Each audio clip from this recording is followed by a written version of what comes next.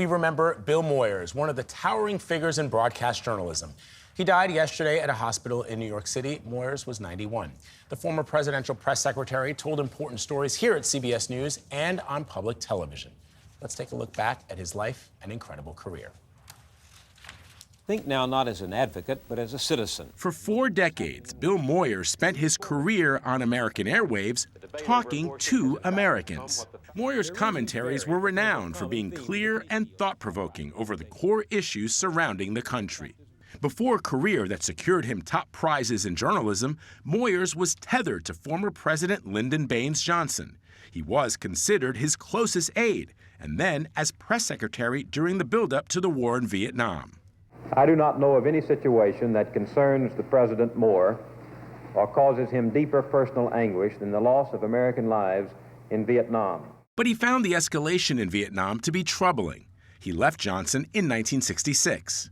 Tonight, a special edition of CBS Reports. Moyers landed roles at CBS News, producing and reporting documentaries, including The Fire Next Door, which highlighted arson cases, and the nearly destroyed borough, the Bronx, one of America's poorest neighborhoods in the 1970s.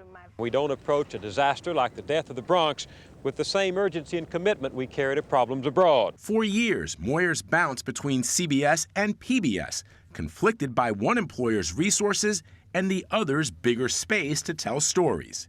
He chose public media. Welcome to the Journal. How ugly will it get? Very. For which he credited when accepting the Emmy Lifetime Achievement Award in 2008. Our country doesn't especially like independent journalists. They make you see many things people prefer not to see, and they say things that many wish were left unsaid. What's really fascinating about Bill Moyers in his later life, he championed what we do now see, which is the rise of independent journalism. He was one of the biggest vocal advocates of independent journalism, as you heard. Although as a former White House press secretary for a Democratic president, it does raise questions about kind of the bleeding and the blending between the two, and it tends not to come from the right, it comes from the left. The best thing he ever did, in my opinion, is The Power of Myth with Joseph Campbell, about the hero's journey and religious stories and how they overlap culture to culture.